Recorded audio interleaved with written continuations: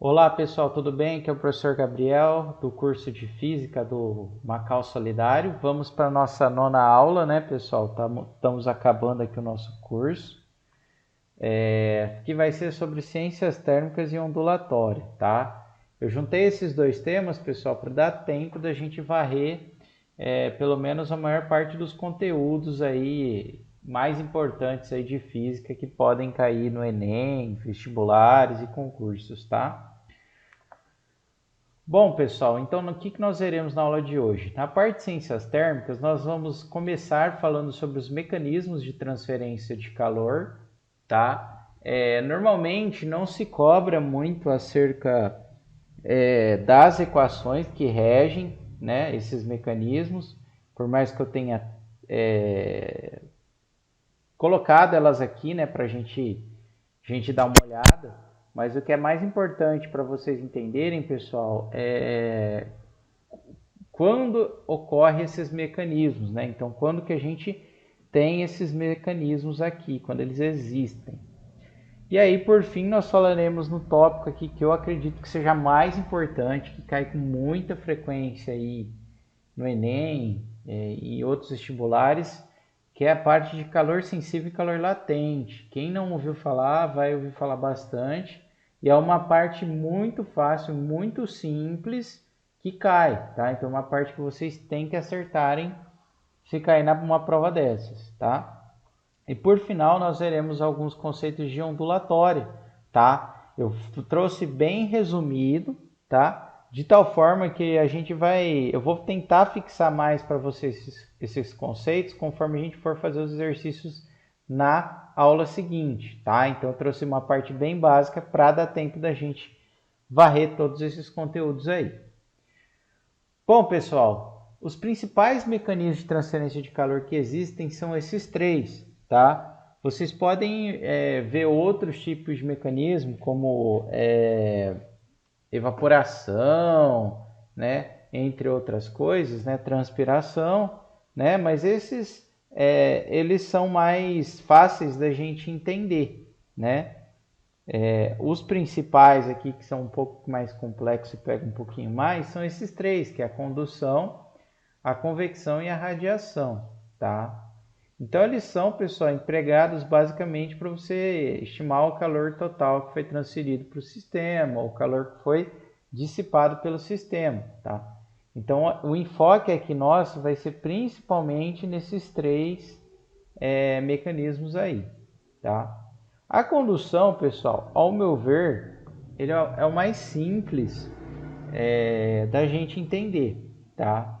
Então, a condução de calor, né? Ela se dá, pessoal. Primeira coisa, quando a gente falar de transferência de calor aqui nesses mecanismos, eu quero que vocês tentem enxergar microscopicamente o que está acontecendo. Eu sei que é um pouco mais difícil, tá? Mas quando a gente consegue entender o que está acontecendo com as moléculas ali da matéria, é possível a gente entender melhor esses mecanismos de transferência de calor que eu vou estar comentando aqui com vocês, tá? Então, pessoal, o que acontece? Quando você pega um material, né? Isso aqui ocorre principalmente em sólidos e líquidos, tá, pessoal? Mas principalmente em sólidos. Quando a gente esquenta esse material, né, que está indicado aqui nessa região vermelha, as moléculas elas ganham uma energia, tá? E como elas ganham uma energia, elas tendem a se movimentar. Tá vendo as setinhas aqui? Conforme elas movimentam, pessoal, perdão, cliquei aqui no errado. Então, conforme elas se movimentam, né, elas se colidem uma com as outras, né, as que estão do lado. Conforme elas vão colidindo, elas vão fornecendo energia para essas do lado, essas moléculas do lado. E assim vai, né? Então essa energia que vai sendo transferida devido às colisões dessas moléculas é o que a gente chama de difusão, tá? Esse fenômeno é a difusão, né? E essa transferência de energia a gente chama de transferência de calor por condução, tá? Então, quando vocês ouvirem falar de difusão térmica, é esse choque aleatório das moléculas que fazem com que a energia, né, o calor seja transferido das moléculas de mais energia, ou seja, que estão a uma temperatura maior, para as de menos energia, ou seja, que estão em temperatura menor, tá? Isso é importante também para a gente entender, pessoal, porque o sentido da transferência de calor, ele vai ser sempre o quê? Do mais quente para o mais frio. Então, por exemplo, se aqui está frio e aqui está quente, o calor ele vai ser transferido da esquerda para a direita, ok? Tudo bem? Então, é basicamente isso a condução, tá? Então, pessoal, esses choques, eles ocasionam um aumento de energia, consequentemente um aumento de temperatura e, consequentemente, uma transferência de calor, tá? Essa transferência de calor, pessoal, é comum da gente... Quando a gente fala calor ou transferência de calor, pessoal, isso é uma energia, tanto que eu até comentei, né? Uma energia atravessa, né? Ou é transmitida de uma molécula para outra. Então, nós temos aqui o joule, né? A unidade dessa transferência de calor é em joule. A mesma energia que a gente viu lá quando a gente estava falando da parte de mecânica, quando a gente estava falando sobre a conservação de energia, tá? Mas como isso é um fenômeno, pessoal, que ele ocorre, ele não para, né? Se a gente continuar esquentando, né, as moléculas vão continuar aumentando a sua energia, vão continuar se chocando com a molécula do lado, e esse calor vai continuar o quê? Sendo transferido.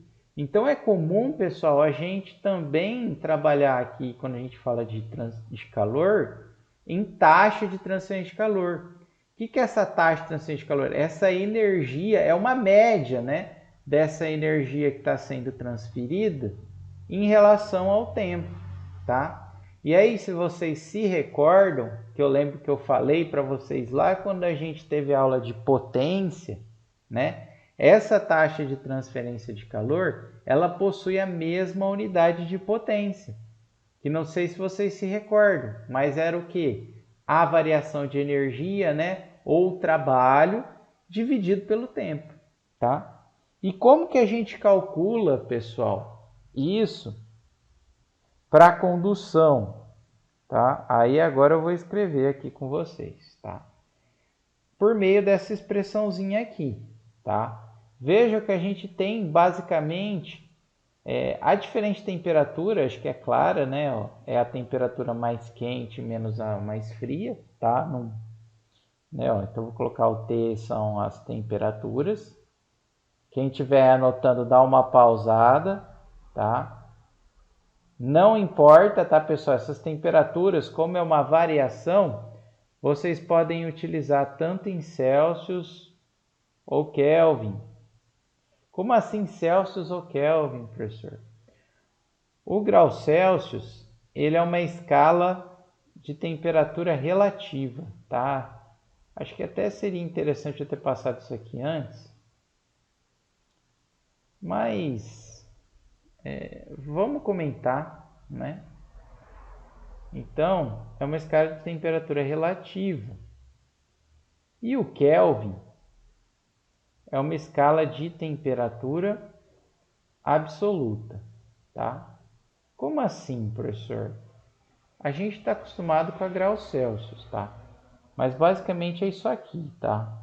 O Celsius, que foi o que criou essa escala, deixa eu dar uma apagada aqui que ficou meio torto. Qual que foi a ideia dele, tá, pessoal? Ele basicamente deu um valor da escala dele para quando a água congelava, que é o que? 0 graus Celsius, e outro valor quando a água entrava em ebulição, que foi os 100 graus Celsius, tá? Mas ela é relativa por quê? Porque eu tenho números menores que o zero, né? Todo mundo acho que já viu aí um freezer marcando o quê? -3, -5. Então, o menor não é zero. O menor são valores menores que zero. Por isso, ela passa a ser a escala de temperatura relativa, porque o zero dela não é o zero absoluto, tá? Já os Kelvin, pessoal, o zero dele é o zero absoluto, ou seja, não existe menor temperatura que o zero Kelvin, tá? E como que eu converto a temperatura de graus Celsius para Kelvin? Né, ó, você pega a temperatura em graus Celsius e soma aproximadamente 273, tá? Então, por exemplo, se eu tivesse aqui uma temperatura de 27 graus Celsius, isso aqui, pessoal, é a mesma coisa que em Kelvin, que eu tenho o quê? 27 mais 273, ou seja, 300 Kelvin. Beleza? Tá? Então, essas temperaturas aqui, pessoal, tanto faz se usar em Celsius ou Kelvin, dá na mesma, tá? O K é um parâmetro importantíssimo, tá? Esse aqui eu acho interessante vocês saberem. É a condutividade térmica, tá? Essa condutividade térmica, pessoal, ela é dada em watt por metro vezes Kelvin, tá? Mas basicamente, pessoal, o K ele nos diz a influência do material, tá? Como assim, professor? Pessoal, é sabido que todo material, existem materiais que ele conduz calor de uma maneira mais fácil, vamos falar assim, né, entre aspas, e outros que conduzem calor de uma maneira mais difícil. O que é o difícil fácil? Um conduz rapidamente calor, o outro demora mais para conduzir calor, tá? E aí eu dou sempre aquele exemplo padrão, né, em termos de condução. Você pegou lá, sua panela está cozinhando uma comida, né? Por exemplo, está fazendo arroz. Você pega e deixa a colher de metal lá sem querer, você esquece ela lá na panela de arroz, dentro dela. Em pouco tempo, o que vai acontecer? Vai conduzir calor da ponta que está lá dentro da panela para outra. Então, a hora que você pega, se você demorar um pouquinho, você pode queimar sua mão, né? Por quê? Porque o metal é um material condutor. Olha que legal. O metal é um material condutor, ele conduz temperatura, né? Ele conduz calor rapidamente, tá? E como nessa expressão que a gente fala que o material conduz calor rapidamente? Significa que ele apresenta uma condutividade térmica elevada, de tal forma ó, que a taxa taxa é maior. Se a taxa é maior, se a taxa de transferência é maior, significa que o meu sistema ali, ó, o que eu estou analisando, esquenta mais rápido do que se fosse outro, tá? Então, isso ocorre para o material condutor. Então, o material condutor ele tem um K, que é a condutividade térmica elevada. Mas, pessoal, naquele mesmo caso, se eu tiver, por exemplo, uma colher de pau, né, uma colher de madeira, ela vai esquentar rapidamente? Não, ela vai demorar. Tanto que a gente até usa ela justamente por causa disso, porque você deixa ali na panela, você vem daqui um tempinho, tá quente, mas não tá aquele quente de queimar a mão, né? Por quê? Porque ela é um material isolante, a madeira é um material isolante. Consequentemente, ela tem uma condutividade térmica baixa, tá?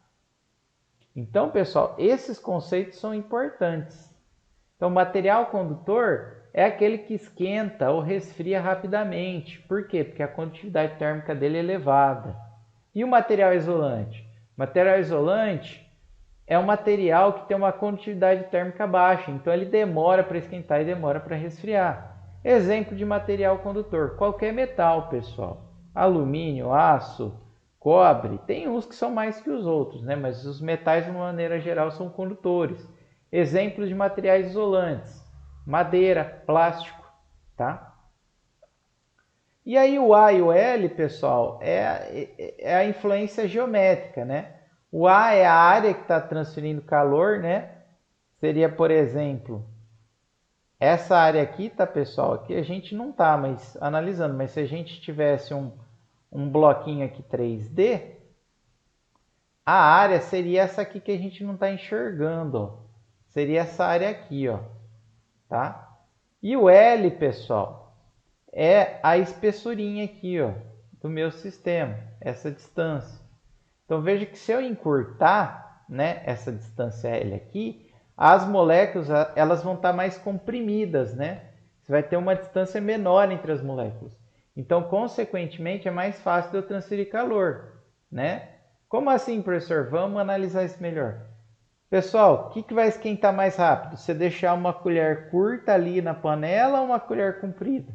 Colher curta, né? Se deixar uma colherzinha curta, você queima a mão rapidão.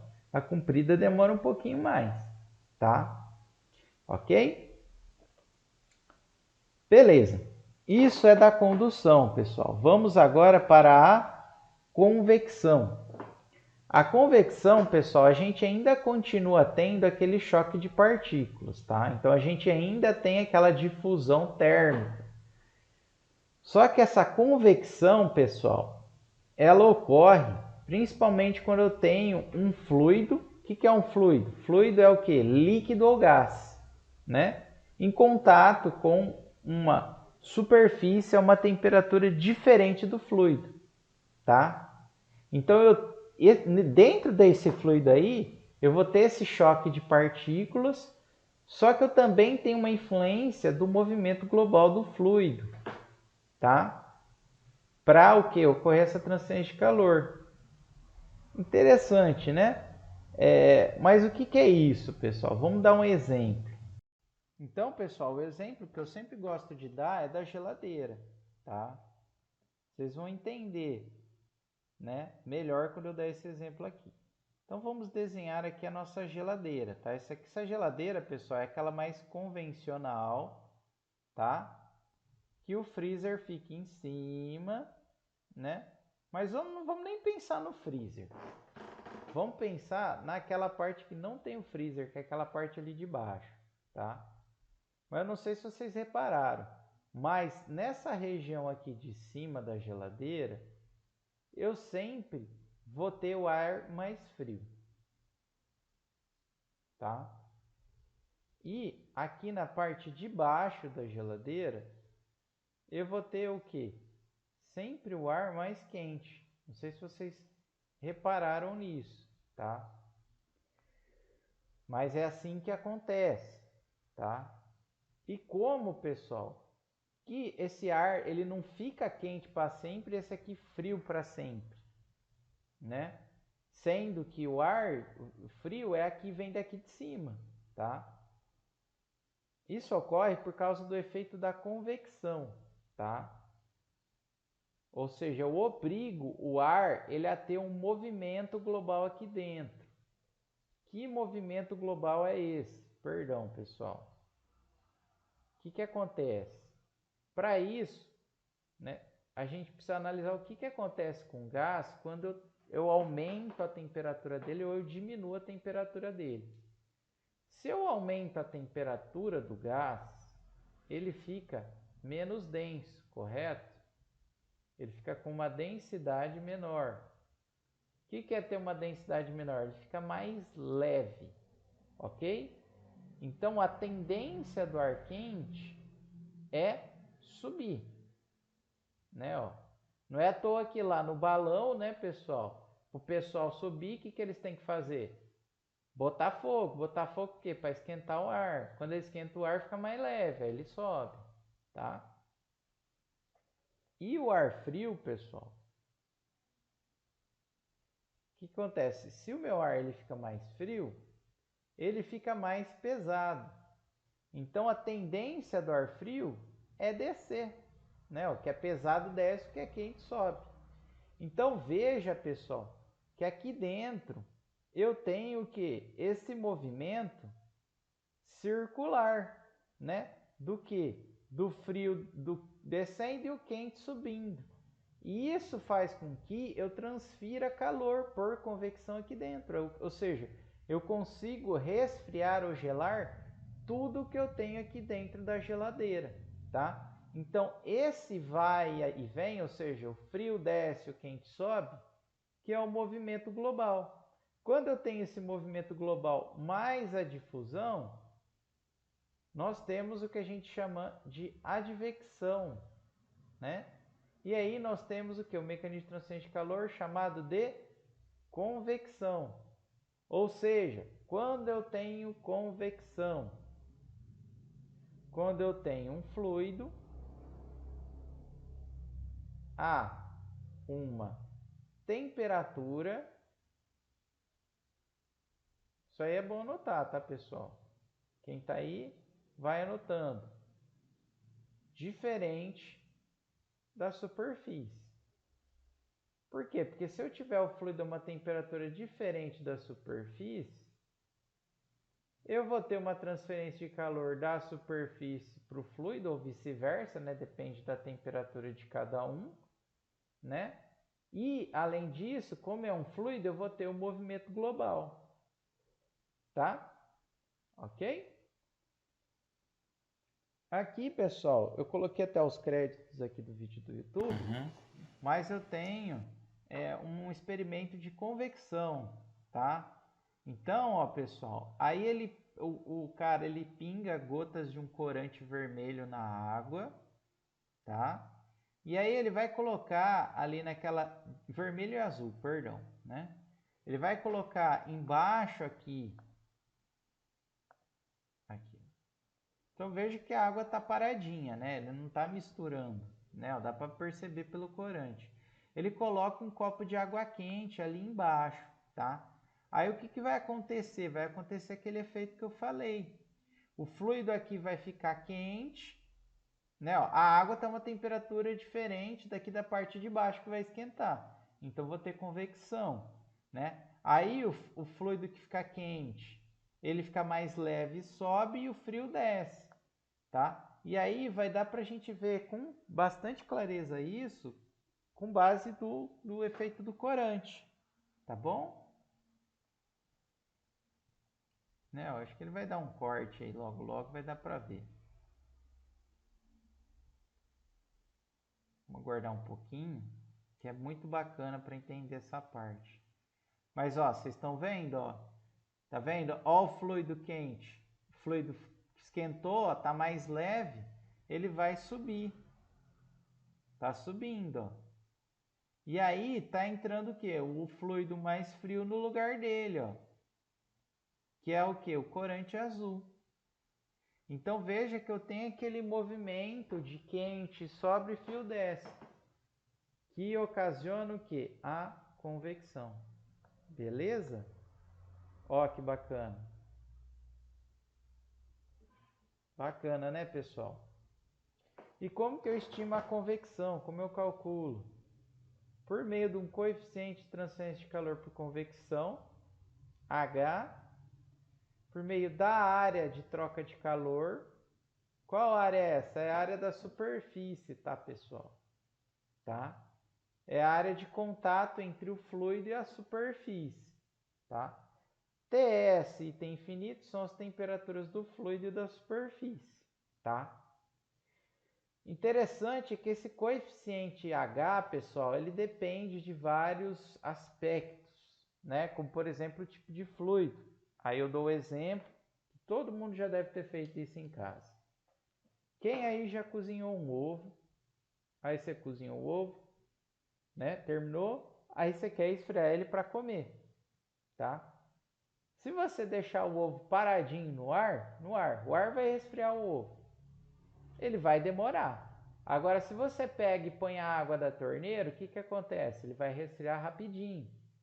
Então, a água ela tem um poder de transferir calor por convecção maior que o ar. Por quê? Porque o H dela é maior. Ok? A mesma coisa se eu comparar o ar parado com o ar em movimento. Né? Ó, quando você está aí na sua casa, está com aquele calor e o ar está paradão, né? Você não está usando ventilador, você não está sendo refrigerado, né? O ar ele não te resfria muito bem. Agora, se você liga o ventilador, aumenta a velocidade ali do ar, você tem essa sensação que o ar está ventilando e está te ajudando, está resfriando, né? Está te ajudando a se sentir melhor. Então, a velocidade do fluido também faz com que esse H aumente, tá? Aqui, pessoal, a expressão também em termos de taxa, ou seja, a transferência de calor em relação a um intervalo de tempo, tá? Beleza, pessoal? Então, vimos a condução, vimos a convecção. Agora chegamos no nosso terceiro mecanismo de transferência de calor, que é a radiação, tá? Então, a primeira coisa que a gente tem que entender, ó, vamos falar que tanto no caso da condução como da convecção, a gente precisava de um meio, ou seja, de uma matéria para ocorrer a transferência de calor.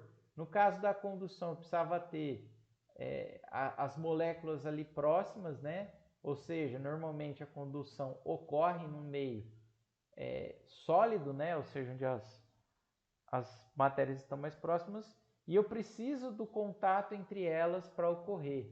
Então, eu preciso de um meio, né, para ocorrer isso.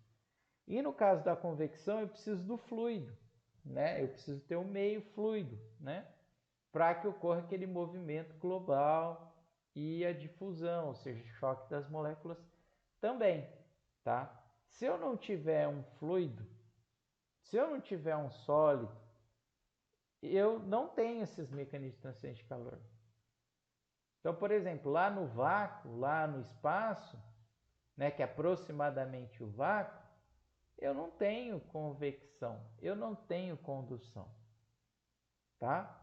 Mas a radiação eu tenho, tá?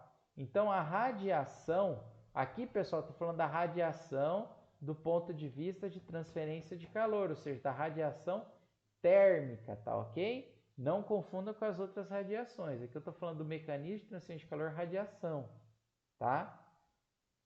Então, a radiação ela não precisa de um meio. E como ela se dá? Como que ela é propagada? Por meio de ondas eletromagnéticas. Então, eu tenho transferência de calor por radiação por meio de emissão de ondas, tá? E eletromagnéticas, né? Elas não precisam de um meio, tá? Depois a gente vai entrar nisso até. Não sei se vai dar tempo na aula de hoje, mas depois a gente vai entrar nisso, tá? Então a radiação, pessoal, é o único mecanismo de transferência de calor que não requer um meio material para emitir calor, tá? Então é a única que tem lá no espaço, no vácuo, tá? Beleza? Pessoal, perdão, acho que ficou na ordem errada aqui, mas depois eu volto lá, tá? Logo, pessoal, e aqui nós temos como a gente estima a taxa de transferência de calor por radiação, tá? Então é taxa, tá, pessoal? Tem termos do que? Transferência de calor por intervalo de tempo. Ela é em função da emissividade da superfície, dessa constante aqui, que é a constante de Stefan Boltzmann. Não sei porquê, acho que eu esqueci de pôr aqui, mas é uma constante, tá, pessoal? Que é de 5,67 vezes 10 a menos 8 watt metro quadrado por Kelvin a quarto. Pessoal, não fiquem se atentando muito a valores, tá, pessoal? Quero que vocês entendam mais o significado físico, tá? Mas eu coloquei aqui por curiosidade. A área, pessoal, também é a área superficial, porque como a radiação ela é transmitida por ondas, aonde que as ondas saem e entram? Pela superfície. Então é a mesma área superficial lá da convecção, tá? E aqui, pessoal, eu tenho a temperatura da superfície que está emitindo calor por radiação e a temperatura dos demais elementos ali que eu tenho próximo, que a gente chama de vizinhança, que vão receber esse calor transmitido pela radiação, tá? O interessante aqui, pessoal, é que tanto o meu TS quanto minha temperatura da vizinhança, elas não podem estar, né? Em todos os outros mecanismos, tanto na condução como na convecção, elas podiam estar em graus Celsius. Mas aqui, pessoal, como ela está elevada à quarta, e isso influencia aqui nessa constante de Stefan Boltzmann, elas precisam estar em Kelvin. Então aqui eu tenho que usar em termos absolutos, senão dá zebra. Lembrando, para passar de graus Celsius para Kelvin, o que eu faço? Eu somo o 273. Beleza? Tudo bem? Então, ó, veja que a radiação ela é altamente influenciada pela temperatura da fonte de radiação. Então, quanto mais quente for o meu sistema, mais eu vou ter uma emissão de radiação ali, tá? Fora isso, pessoal, depende do que? Da área que está transferindo, né, calor por radiação, e desse parâmetro Ezinho, que é a emissividade, tá? Aí, pessoal, nós temos uma forte influência de duas características, tá, pessoal? Perdão, deu um bug aqui, pessoal. Tá? O que influencia essa emissividade? Duas coisas: a cor e o acabamento dessa superfície. Por quê? Porque nós sabemos, pessoal, que cores mais escuras, elas têm capacidade de emitir e absorver mais radiação. Então, um corpo escuro, ele vai ter uma emissividade alta, enquanto um corpo claro, ele vai ter uma emissividade baixa. Então, quando eu tenho algo clarinho, ele vai emitir menos radiação. Quando eu tenho algo escuro, ele emite mais. Por isso que normalmente ambientes mais escuros, né, eles tendem a ser o quê? Um pouquinho mais quente, né? Por quê? Porque eles vão acabar emitindo mais radiação, tá? Ok? Além disso, o acabamento influencia muito. Por quê? Porque se eu tenho uma superfície brilhante, pessoal, o que acontece? É uma onda, não é? A gente vai ver depois com mais clareza isso, mas superfícies brilhantes, o que chega nela de radiação, ela rebate, ela não absorve, né? Então, eu acabo tendo pouca radiação emitida, porque basicamente o que vem para ela, ela joga ali de volta, tá? Então, ela acaba emitindo, ela por si só, ela não emite, ela reflete, entendeu? Então, quando eu tenho ali superfícies brilhantes, né, elas vão emitir menos calor pro radiação. Ela própria, eu tô falando, tá, pessoal? Ela própria vai emitir pouco calor para radiação. E exatamente, pessoal, é esse um dos motivos pelo qual aquelas estruturas espaciais serem o quê? Brilhantes. Para quê? Para ela emitir pouco calor, para não esquentar pouco ali o meu sistema. E para o que chegar ali da radiação solar, bater ali e sair, né? Não vai absorver, vai bater e sair, tá? Então, tintas foscas, pessoal, elas vão ser o quê? Vão ter uma emissividade maior. E aí, qual que é o pior caso? Eu ter uma tinta preta, né? E fosca. Porque aí juntou o útil ao agradável, né? Em termos de radiação. E aí eu vou ter uma alta emissividade. Ok, pessoal? Feito isso, vimos os três principais mecanismos de transferência de calor. Agora nós veremos o que é calor sensível, calor latente e vamos falar sobre fases, tá? Então, pessoal, primeira coisa, quando eu falo de calor sensível e calor latente, eu tenho basicamente duas coisas que estão ocorrendo ali no meu sistema. Quando eu tenho calor sensível, o meu sistema ele está esquentando ou esfriando. E o que está ocorrendo? Está ocorrendo variação de temperatura. A temperatura está aumentando ou diminuindo. Então, por exemplo, quando você pega lá a água para fazer o café, você esquenta ali no fogão e a temperatura sai da temperatura ambiente até a temperatura que a água começa a entrar em ebulição, a temperatura ela vai variando. E aí, esse calor que eu estou injetando ali na água é o calor sensível, tá? Mesma coisa, você pegou lá o seu refrigerante aí na casa, o seu suco. né, aquela temperatura ambiente de 30 graus, vamos colocar aí mais ou menos, né? Tô falando que eu moro aqui num lugar bem quente, seria até mais, tá? Mas você põe ali na geladeira e você diminui a temperatura do suco de 30 para 15 graus, por exemplo, 10 graus, você está o quê? Retirando o calor sensível do suco, tá? Então, falou de calor sensível, o que está acontecendo? Variação de temperatura, tá? Vocês têm que botar isso na cabeça, tá? É bem simples, tá?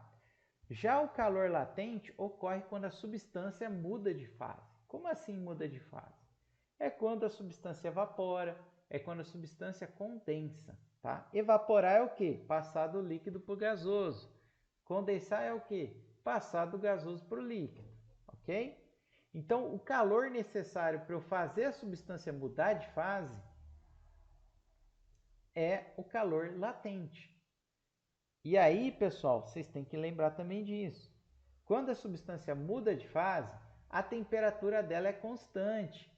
Então, pessoal, se vocês pegarem a água ali do café, você põe a água para fazer o café, começou a evaporar a água, vocês botarem um termômetro lá e você deixar toda a água lá evaporar e vocês medirem a temperatura, vocês vão ver que vai ser aproximadamente 100 graus. Não vai mudar, tá? E a mesma coisa ocorre para qualquer outro tipo de mudança de fase, em qualquer tipo de condição diferente, tá? Então, pessoal, falou de mudança de fase, o que eu tenho? Calor latente. Falou de calor latente, o que eu tenho? O que eu não tenho, né? Aliás, é mudança de temperatura, tá? Então, por exemplo, questão padrão que o pessoal cobra. Total de calor injetado no sistema da água, por exemplo, de 50 graus até ela virar vapor a 150. Então, de 50 a 100 eu tenho calor sensível. O calor 100 graus, para ela sair da água líquida e evaporar, tudo a 100 graus, tá, pessoal? É o latente, a temperatura é constante. O vapor para ir de 100 graus a 150 é o quê? Sensível. Beleza? Tá? Então é bem simples. Como que eu calculo o calor sensível? Essa expressãozinha aqui. Agora, pessoal, chegou a hora de anotar. Como que eu calculo? A massa multiplicada pelo calor específico da substância multiplicado pela variação de temperatura, tá? Isso aqui é a variação de temperatura, tá, pessoal? Isso aqui, pessoal, vai ser uma energia. É uma energia. Ok? Então, o resultado dá em joules, tá? O que é esse calor específico, pessoal? Por curiosidade, tá? Para quem quer entender um pouco melhor a física. É o calor necessário que você precisa fornecer para uma substância para uma determinada quantidade de massa dela variar 1 grau, tá? Então, por exemplo, vamos imaginar de novo. Eu gosto de comparar ali o metal e a madeira.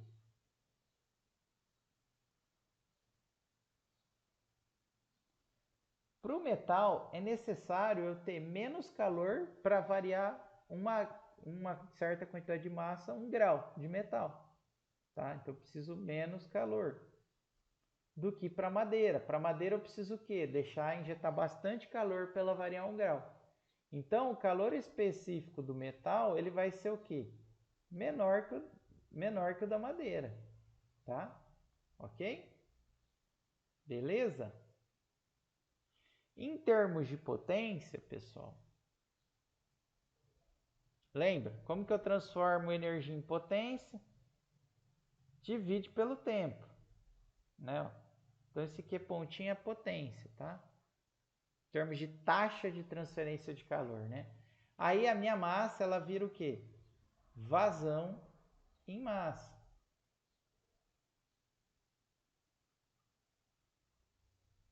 Como assim vazão em massa? É o que? A massa que passa por ali em determinado instante de tempo. Beleza? Tá? Pode aparecer assim também, tá, pessoal? Como assim? Vamos lá, torneira. A torneira ali passa não sei quantos... Por exemplo, quanto tempo você demora para encher uma garrafa de 1 litro de água? Sei lá, vamos imaginar que você demora aí na sua casa 20 segundos. Né? Então, ó, 1 litro de água é igual a 1 quilo. Então, ó, a vazão de massa ali de água da torneira seria 1 quilo por 20 segundos. Seria o quê? 0,05 quilos por segundo. Beleza? Só para vocês entenderem melhor. E o calor latente, pessoal, também vai depender da massa, só que aí vai ser multiplicado pelo calor latente, tá? E aí, pessoal, vai depender da mudança de fase que você tem. Tem um calor latente para vaporização, né? Tem um calor latente para condensação, né? Mas isso aqui é tabelado, tá, pessoal? Normalmente é fornecido ali no exercício. Em termos de taxa, né? Aí também temos a vazão. Lembrando que ela tem que ser em quilo por segundo para dar lá em watt, tá? Esse calor latente, pessoal, é em joule por quilo, tá?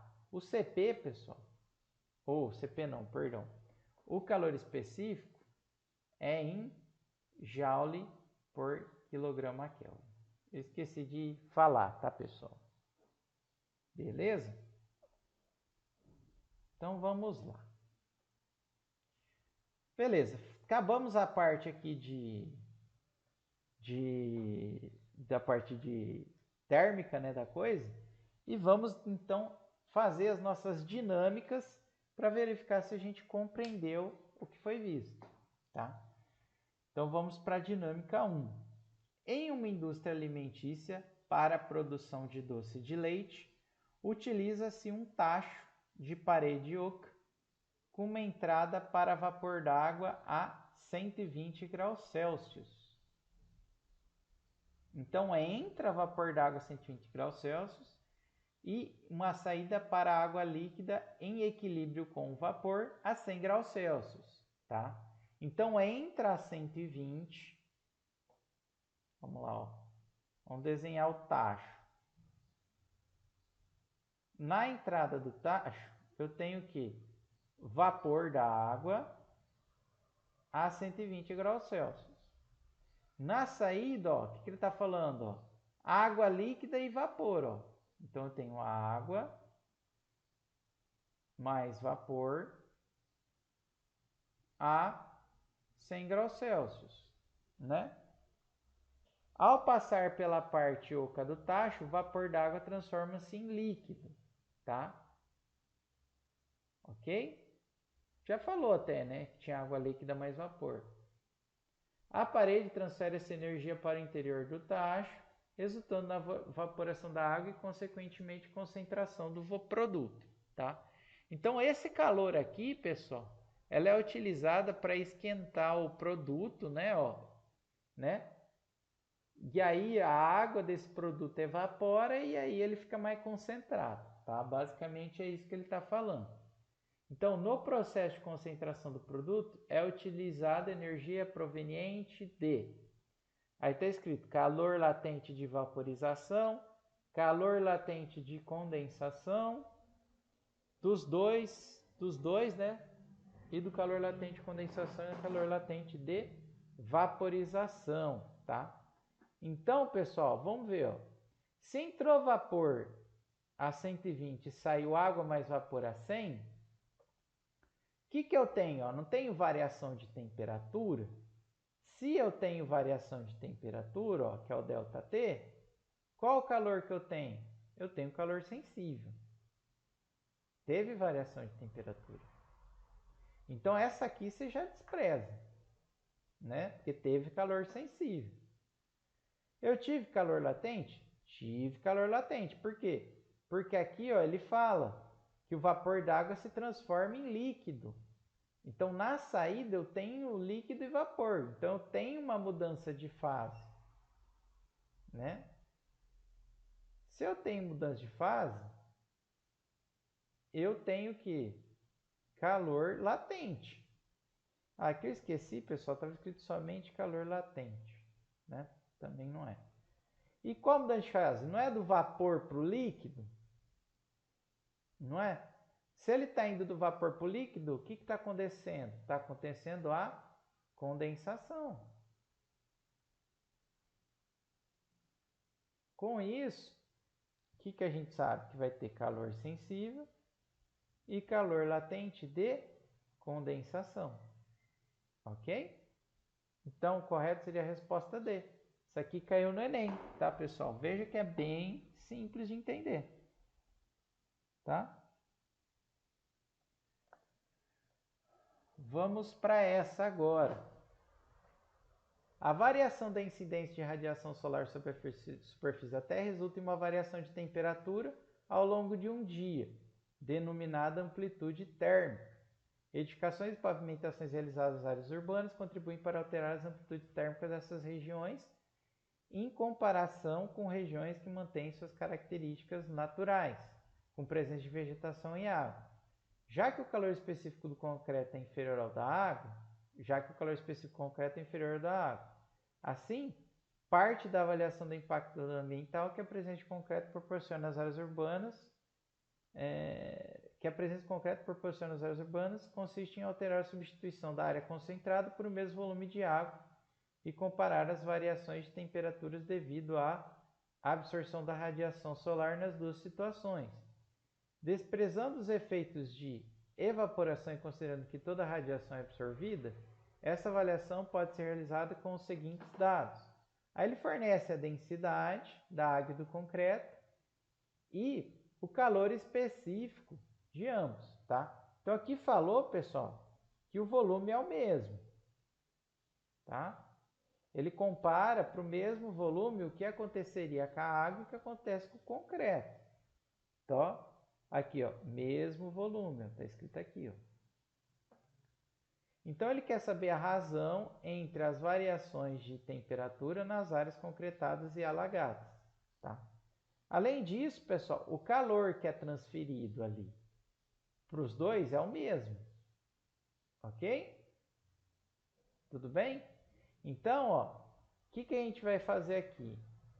Como é variação de temperatura, a gente vai calcular o calor sensível,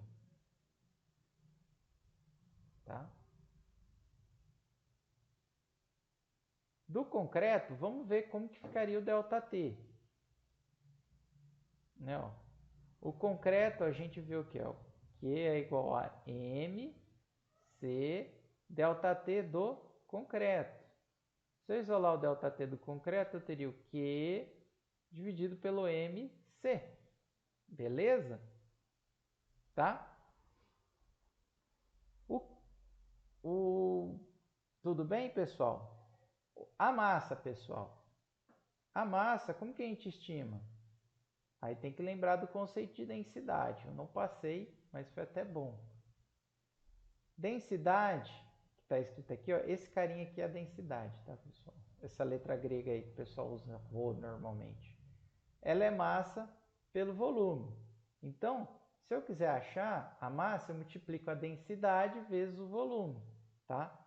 Então, nesse caso, a massa do concreto seria o quê?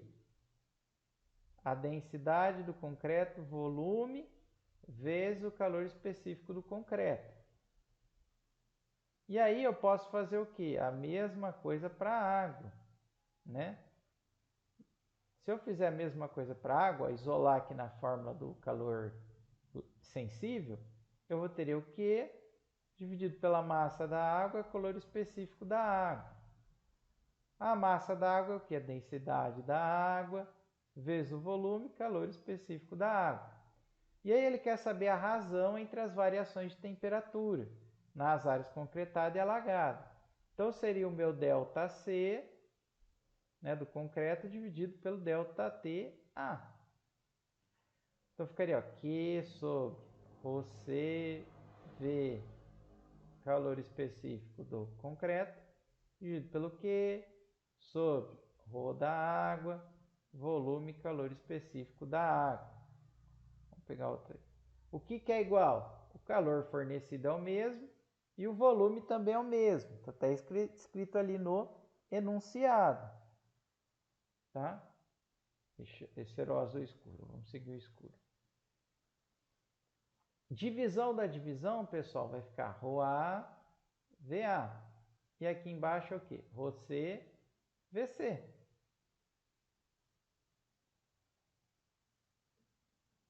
Aí, pessoal, é só a gente aplicar. Vai ficar 1000 vezes 4,2, né? E aqui vai ficar 2.500 vezes 0,8. Ok? Aqui, pessoal, o certo seria até passar para aquilo aqui, ó. Mas como é um dividido pelo outro, não vai influenciar muito, tá? Se eu fosse passar para aquilo aqui, ó, dividiria o quê? Por 1000. Então, ficaria 1000 vezes maior os valores, tá? Bom, aí teria que fazer a conta, tá? Para a gente ganhar o tempo, eu vou usar uma calculadorinha aqui, né? Dividido por 2.500 vezes 0,8. Isso aqui daria o quê? 2,1. Resposta está B. Então, pessoal, isso aqui também caiu no Enem, tá?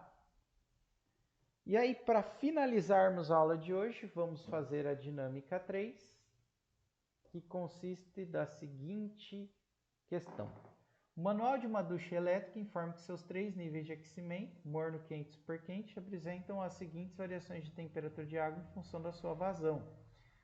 Utiliza-se um disjuntor para proteger o circuito dessa ducha contra sobrecargas elétricas em qualquer nível de aquecimento. Por padrão, o disjuntor é especificado, né, como sendo 5 A. Considere que a ducha deve ser ligada em 220 volts. Então, pessoal, essa questão é legal porque estuda, né, mexe com o último tópico que a gente viu. Então, vai dar para vocês relembrarem. Então, ele dá a tensão da linha, né, e a corrente. E ele fala que toda essa potência aqui, ela vai ser convertida em energia térmica transferida para a água, que apresenta o calor específico de 4,2 e densidade de 1000 gramas por litro. O disjuntor adequado para a proteção dessa ducha é especificado por, tá? Então, pessoal, o que a gente vai fazer aqui? No caso daqui, para a gente analisar o disjuntor adequado, a gente tem que analisar a situação mais crítica, tá? Ou seja, onde eu vou ter um maior consumo, tá? Quando que nós temos a situação mais crítica? Quando nós temos o superquente, ok? Beleza, pessoal? Tá? E aí, tanto faz a vazão e a diferença de temperatura, porque veja que é o dobro do outro, tá? Então, tanto faz a gente analisar esse caso aqui, tá? Veja que agora eu estou trabalhando com vazão, tá? Então, eu vou ter que analisar a expressão lá do calor sensível em termos de potência, né? Em termos de taxa. Para quem se recorda, a gente tem que o calor sensível em termos de taxa, acho que eu coloquei uma bolinha aqui, é a vazão em massa vezes o calor específico vezes a diferença de temperatura. Essa vazão aqui, pessoal, está em litros por minuto. O litro, pessoal, ele é um volume, tá? Ela é uma unidade de volume. Então aqui eu não tenho uma vazão em massa. Como eu faço para transformar ela, né, em vazão em massa? Eu pego a densidade e multiplico pela vazão volumétrica, que é que ele forneceu, tá? A gente só precisa tomar cuidado com as unidades, tá? A densidade, ele forneceu, ó, é 1000 gramas por litro. Qual que a gente quer pegar aqui, pessoal? Vamos pegar essa aqui de baixo, ó. 6. Ou vamos pegar essa aqui? Não, vamos pegar essa aqui, ó, de 3, ó, perdão. Então, vai ficar 3 litros por minuto. Então, aqui, ó, quarto litro com litro, ficaria o quê? 3.000 gramas por minuto. É uma unidade interessante para a gente usar, pessoal? Um minuto? Não é, né, pessoal? É interessante a gente passar para segundo. Para passar para segundo, quanto que é um minuto em segundos? 60. Tá? Então vai ficar 300 dividido por 6, vai dar 50 gramas por segundo. Beleza? Aí, pessoal, é só substituir. Quanto que é o calor específico? 4,2 joule grau Celsius. E a variação de temperatura? Se a gente analisou de 3, é 30. Tá? Então, ó, só para a gente ver o que acontece aqui com as unidades. Ó, grama com grama, grau Celsius com grau Celsius. Isso aqui, pessoal, vai dar o quê? Joule por segundo, que é a mesma coisa que watts, tá? Para ganhar o tempo, vamos lá fazer a multiplicação, dá 84,2 watts. Beleza?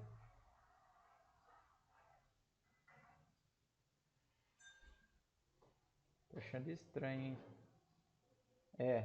Calma aí, pessoal. Eu fiz errado aqui. 6.300, perdão. Achei que estava dando muito pequeno mesmo.